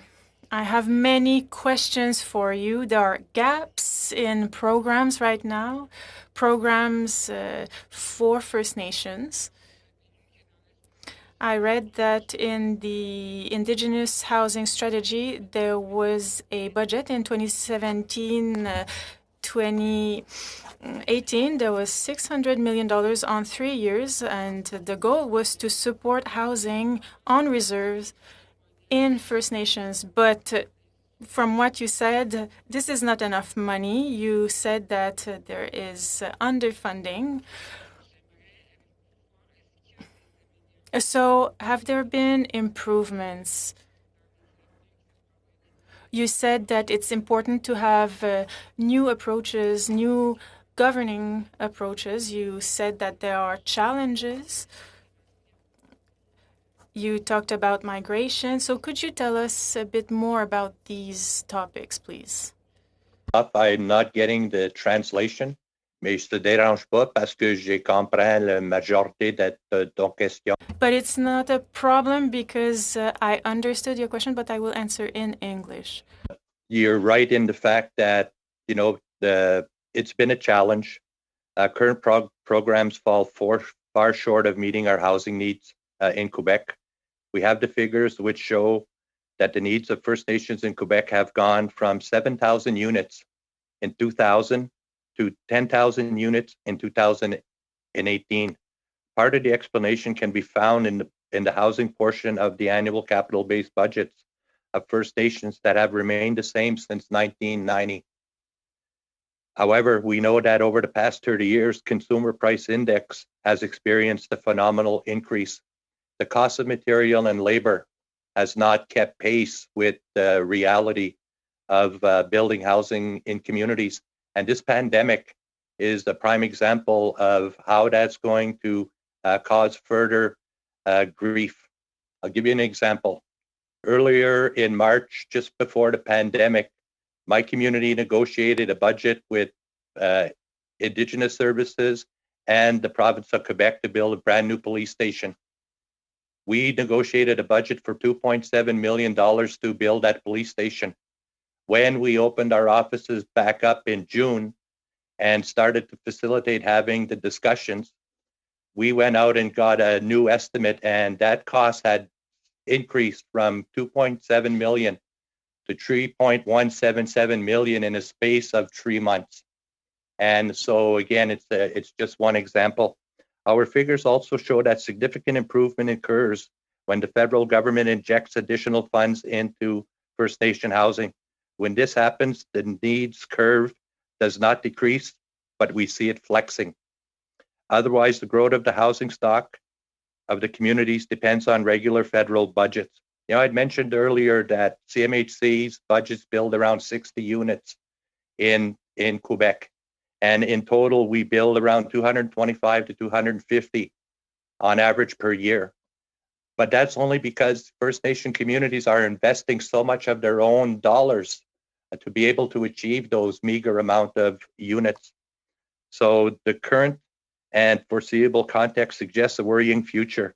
In fact, the magnitude of the needs, the growing demographics, and the increase of construction costs risk leading us to a deterioration in the housing conditions of the First Nation members with funding remaining status quo. So we've seen, in particular, when SEEP in 2009-10, was put forward as a stimulus, it had a positive impact. Again, the funding, the 600 million over 3 years, again, puts more money in the system, allows us to build more units. I hope that responds to your question. Thank you.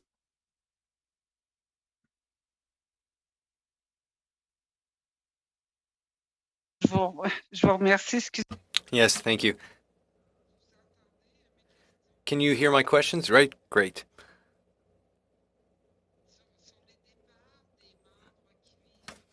Regarding people who lived on reserves and who leave, you spoke about 20% of them going to live off reserve.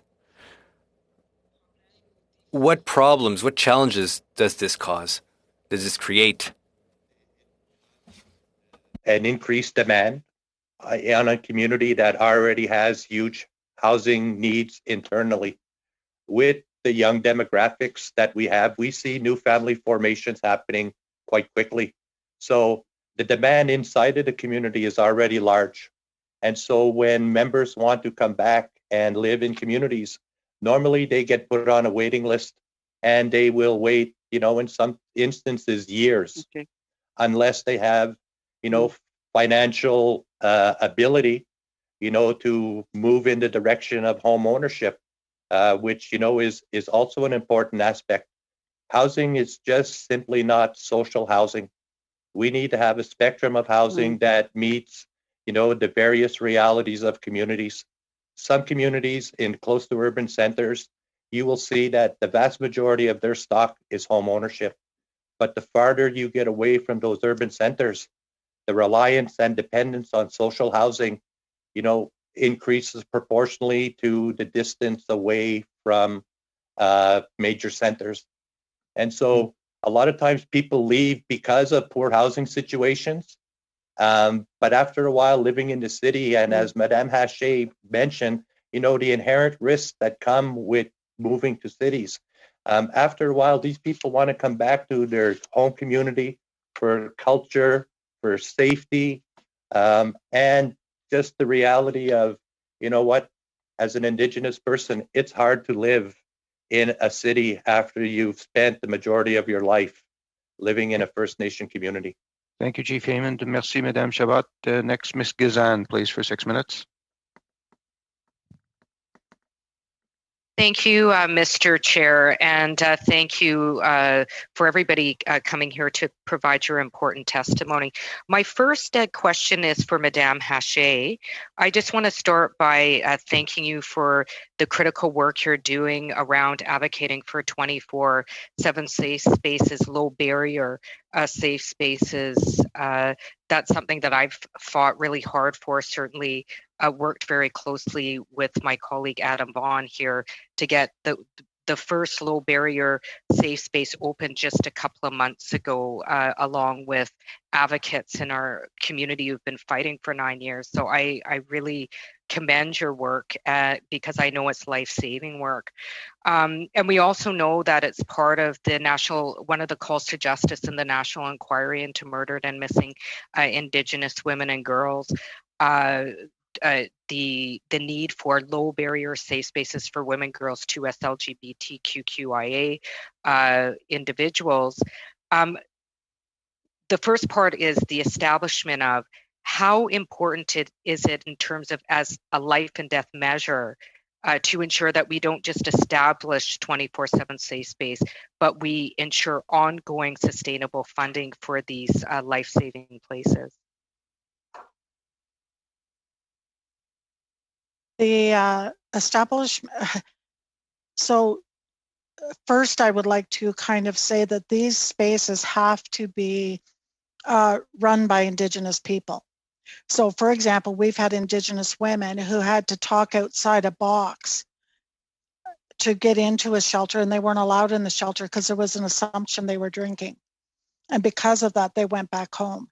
So not only do they have to be 24/7 ongoing funding, permanent funding to ensure that women can move from high risk to safe spaces to private marketing safe spaces, if I could say, private market safe spaces, if I could say. It's a very kind of long road. So those arbitrary timelines that people put on someone's journey from where they were to where they need to be is damaging and destructive and counterproductive and creates a cycle. So our funding generally goes from 1 year, the max it's ever gone to 3 years, when actually we've been able to demonstrate evidence-based standards of excellence and excellent service delivery. So why wouldn't you make that permanent like you do with education? If you can demonstrate that you know how to do your job and do it well, why wouldn't that be a permanent core funding? Thank you so much. My next, I have one more question for you in regards to children in care. So I live in the city of Winnipeg. We have been called the epicenter for the inquiry into murdered and missing Indigenous women and girls. In fact, we're the reason why it started because of an incident with the young Tina. In saying that, we know that one of the highest risk groups to violence and being murdered and going missing are girls aging out of care, Indigenous young women aging out of care. We know that even now, even though we know this is true, as we've seen in the national inquiry, there's not enough action on the ground to make sure that our young women are safe. What do you think needs to happen as a couple of first immediate steps to ensure safety for kids aging out of care and often into poverty and homelessness? The first thing that needs to happen is to, again, hear from that voice of lived experience of those young people, because there is a presumption that the system is their advocate. In fact, I've had it said to me, and I've watched it over 4 decades. There's nothing more destructive to a community than child welfare bodies, child welfare authorities, because they literally are incapable of understanding or taking a strength-based approach. They talk about it, but they actually don't know how to do it. And we developed a family support model that we, went to elders with, and the elders told us that's how we talk about it all the time, but nobody listens to us. So I think we have to go back to, there are natural, traditional ways of supporting families that no one hears. And so we have to go back to the community and talk to them about how they naturally support families, because they know how to do it. Thank you so much for your wisdom. I'm just so enjoying having you on our committee today so much. So good for the heart. My last question is for Chief Hammond. Often governments speak about Indigenous people as, in quotation, vulnerable, without recognizing that Indigenous peoples have been made vulnerable by colonial policies. And this continues today, and we know this through massive systemic underfunding of our communities. In your opinion, do you believe that the willful violation of Indigenous people's right to housing is one of the reasons why our communities are faced with this dire crisis during COVID? Brief answer, if you could, please, Chief. Yeah, yes. The simple answer to your question is absolutely yes. Given the fact that, we have high incidence of overcrowding, not enough units to meet the demographic growth, it absolutely is contributing greatly, to increase, issues that First Nations have to deal with. The fact that, in some communities, they're not able to self-isolate when there's an incidence of pandemic, and communities have had to be creative in finding solutions. So the answer to your question is simply yes, it is. Thank you very much, Ms. Gazan. Next, we're going to go to Mr. Viss, I believe, for 5 minutes. Thank you, Chair.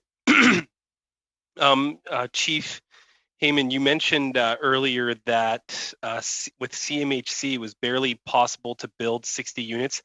Just for the sake of the committee, can you outline just a little more in detail the challenges that you face with CMHC in reference to building homes in northern and rural areas for Indigenous people? Okay, well, the issue really relates to that CMHC has a national budget, and that budget is allocated proportionally across the country. Quebec receives 7% of the national budget, which ranges anywhere, on average for about $142 million a year. So based on, that 7% and the amount of funds that are available in the region, that is the number of units that we can build with that funding. Lifetime costs are important. But I must, come back and speak a little bit about the relationship we have in Quebec with CMHC and ISK. We are the only region in this country that has a tripartite committee where CMHC, AFNQL, and ISK sits down around a table 3 times a year. We develop a work plan and we work collaboratively together to maximize those funding so that we are building the units that we do. I mean, there's no other jurisdiction or province in this country that has that relationship, and it has been beneficial. And the reality is, look, we need more money into the system, and Quebec's share being only 7% of the national budget means that we're limited by just that very amount in terms of the number of units that we can build. That's very, very helpful. Another comment you made today is that the provincial New Democratic government in BC, I'm assuming you said, is making up for the federal shortcomings. Can you just a little elaborate on that from your perspective, what the BC government is doing well, or what how they've stepped up to the plate to account for the shortcomings of the federal government? Well, I think, in BC, there's a particular reality with over 200 First Nation communities. Again, knowing that the needs far outstretch the budgets because of chronic underfunding. The government in BC, made a decision that they were going to invest, $550 million to support housing being built on reserve. I may have misused the term of covering off or filling the gap. I think the province recognized that the funding alone from federal departments weren't meeting the needs. And with, some good lobbying by the BC chiefs, they were able to convince the government to invest in housing on reserve. Because again, as I mentioned in my opening remarks, if you can address issues upstream, it sure makes it easier to address the other social ills that we have to live with in the communities. So I think what BC has done is a nice project that can be replicated in other provinces and jurisdictions. The real challenge is there the political will to support on-reserve housing? Our experience has always been Quebec will turn around and look at us and say, on-reserve, that's a federal jurisdiction, but, we can help you address some of your off-reserve housing needs through our housing departments, SHQ. Okay, so there's some challenges with distinction-based funding. And secondly, I think just from what I'm hearing from you right now, and you can tell me if this is correct or not, that the federal government and maybe us as committee members need to pay a little bit more attention, not just to the proportionality of funded funds going to provinces and territories, but the specific needs in regions across Canada, accounting for, say, the unique challenges that you face in the north, or that, say, in my riding, they might face in a very remote rural area. Is that correct? It's partially correct. I think, there's an opportunity to change that formula. Yeah. But the key driver of that formula, and as it should be, is core housing need. So regions who have higher core housing needs and larger Indigenous populations get a larger proportion of the budget, which, at the end of the day makes sense. But Quebec being small region, small number of communities, and only 7% of the budget, again, is a fundamental challenge. But it's based on the fact that that's the national allocation model, and the main criterion is the core housing need. Thank you, Mr. Viss, and thank you, Chief. Our last questioner for today is going to be Mr. Vaughan from the Liberals for 5 minutes, please. Thanks very much. And to the Chief, that 7% number is driven by the population inside the Indian Act.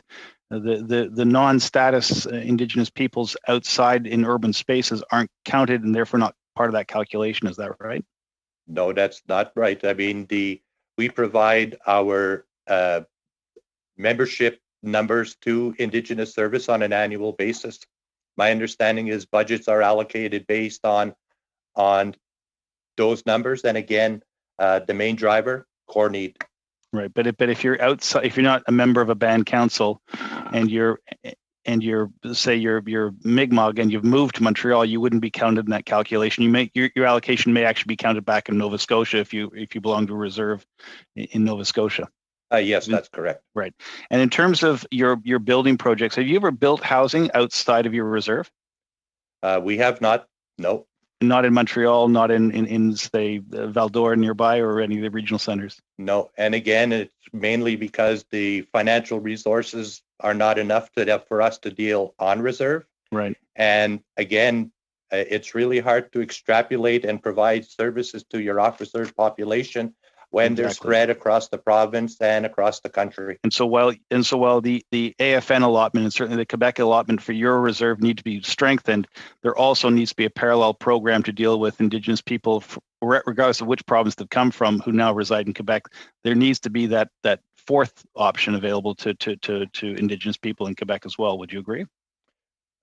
Fourth option, can you explain that again a little bit? Well, if you're, say you are Mohawk from Six Nations in Ontario and you move to Montreal to go to law school, but your housing needs are being discriminated against, you wouldn't provide that housing as a Northern Quebec reserve to that individual. You would expect a fourth program to pick up the needs for that person who may be finding themselves temporarily in Quebec. Or we would hope that Indigenous service providers who are already offering that service in that particular city, you would step up and provide that service. Fair enough. And we've heard reference the Alberta Indigenous Opportunity Corporation. Are you aware that to access that capital money, you must not only approve resource projects, you must invest in resource projects, and that's the way you access those dollars? Is that a suitable way? And I'll ask Madame Hash for this as well. Is that as a requirement to gain funding for housing, you have to buy into resource projects and approve resource projects, otherwise you don't qualify? Is that a suitable way to screen money for Indigenous housing? From my perspective, it's not. I mean, that's kind of, heavy-handed in that, that's a high price to pay to access a human right and a service and having access to housing. Arlene Hash, could I ask you the same question? Well, to put it bluntly, it's asked backwards. Okay. Like if you've been continually structured into poverty, how are you to have the resources to buy into that scheme? Right. And in terms of the Northwest Territories, one of the challenges that is not well known to people who live in the South is that a place like Betchico does not have access to AFN money, but also is not listed as part of the territorial housing program because it's seen as an Indigenous treaty rights and treaty holding organization. Is that one of the gaps that a Northern housing strategy should and can and must address? It must, because the difference between the North and the South is you actually have some Indigenous governance system that is there, but in a public government system, it's a lot of like facade or gaslighting to suggest that Indigenous people have a voice in how that money is distributed and used, and it doesn't exist. There is no Indigenous housing provider in the Northwest Territories. There's only government housing providers, and that does not include Indigenous government housing providers. And based on a trauma-informed methodology for housing and a trauma-informed methodology for stabilizing people's lives, if it's not Indigenous-led, do you share the experience that earlier witnesses have shared with us that Indigenous people will not go into non-Indigenous-led housing programs if they don't feel it's their people running those systems? They don't go. Even if they do manage to scrape through to go out of desperation, they don't stay. If they try to stay, they're kicked out, largely kicked out, which brings us to the other issue of there is no protection for Indigenous people in non-Indigenous housing, like transition housing, for example. So there's huge amounts of dollars invested into housing that literally can eject its tenants with no governance or no protections to those tenants. So it's really different than private market housing. And just one last question. Would you agree that a housing program has to extend beyond just housing, but that medical services, childcare, and other supports need to be included in any urban, rural, northern housing program? So in the shelter we ran, there was a medical clinic, there was a daycare, there was a family center, there was advocacy services. It operated just like a community, and communities don't leave people out. They don't marginalize people. So it is an inclusive wraparound service that moves people forward into productivity.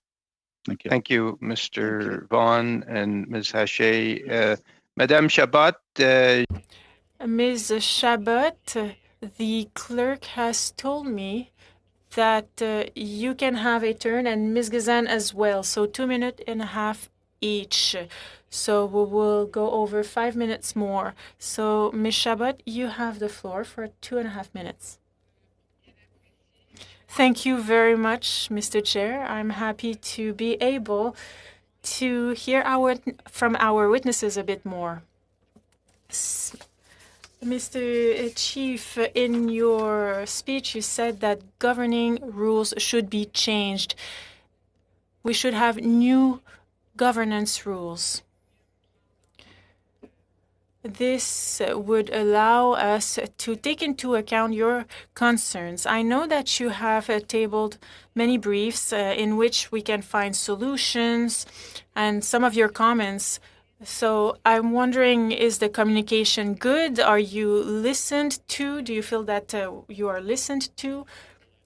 Yes, I think we are heard. Again, because we have the regional liaison committee in Quebec, which puts, myself, Mr. Latouche, representatives from ISC and CMHC together to find solutions.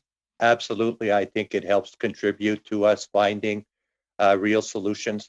And the ultimate goal, as I indicated in my opening remarks, is ultimately, to take care and control of First Nation housing for our communities. But we have a lot of work to do.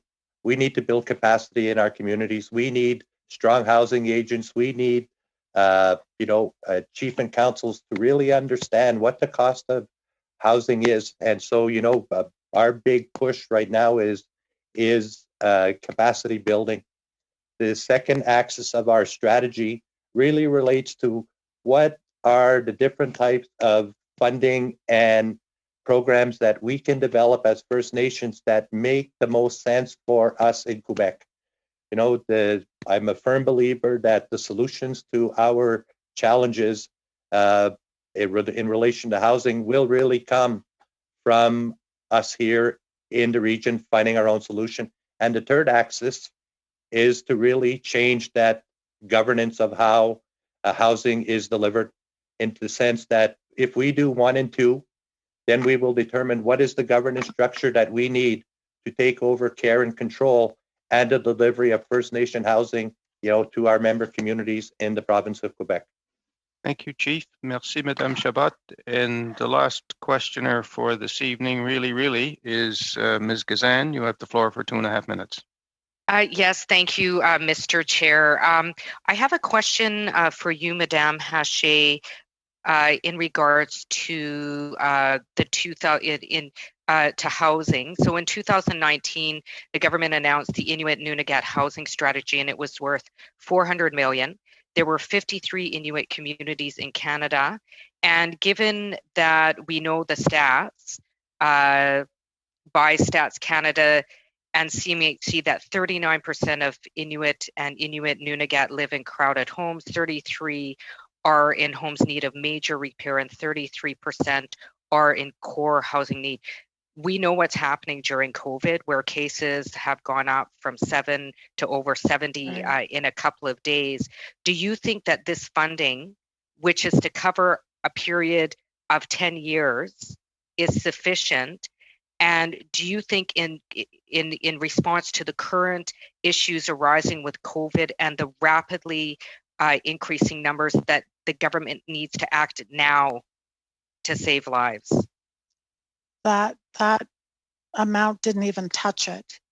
And people will die, and the government needs to act now. The complicating factor is that the funding is structured through a public government system that actually is not controlled by Inuit in community. So women and families are not going to survive in that structure. They haven't, and they're not going to.